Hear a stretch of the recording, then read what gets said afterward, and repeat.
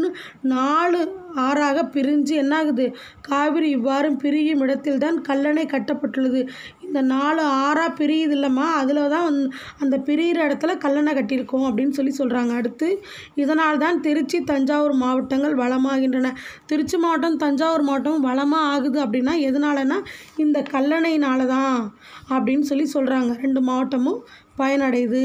இது விவசாய பாசனத்திற்கான மிகப்பெரிய திட்டமாக, அதாவது விவசாய நிலங்கள் பயனடைகிறதுக்காக கட்டின மிகப்பெரிய திட்டம் தான் இந்த கல்லணை அப்படின்னு சொல்கிறாங்க. அடுத்து, அத்தை மதிய உணவு கொண்டு வந்துள்ளேன், மரநிழலில் அமர்ந்து அனைவரும் உணவு உண்போம் வாருங்கள். அத்தை என்ன சொல்கிறாங்க, எல்லோரும் சுற்றி பார்த்துட்டாங்க, எல்லாத்தையும் பார்த்துட்டாங்க.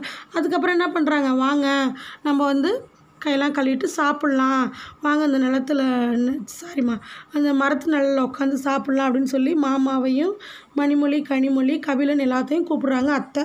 ஓகேவா.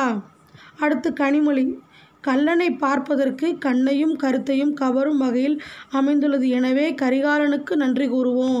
அவங்க கனிமொழி என்ன சொல்கிறாங்க, கல்லணை பார்க்குறதுக்கு ரொம்ப அழகாகவும் கண்ணையும் கருத்தையும் கவரும் வகையில், அதாவது நம்ம கண்ணையும் அவங்க எவ்வளோ தூரம் அழகாக கட்டியிருக்காங்க அப்படின்றது எவ்வளோ யோசிக்கிற மாதிரி இருக்குது அப்படின்னு சொல்லி என்ன பண்ணுறாங்க, கரிகாலனுக்கு நன்றி கூறணும் அப்படின்னு சொல்கிறாங்க. அடுத்து மணிமொழி, கல்லணை உள்ளவரை கரிகாலனின் புகழ் நிலைத்து இருக்கும்.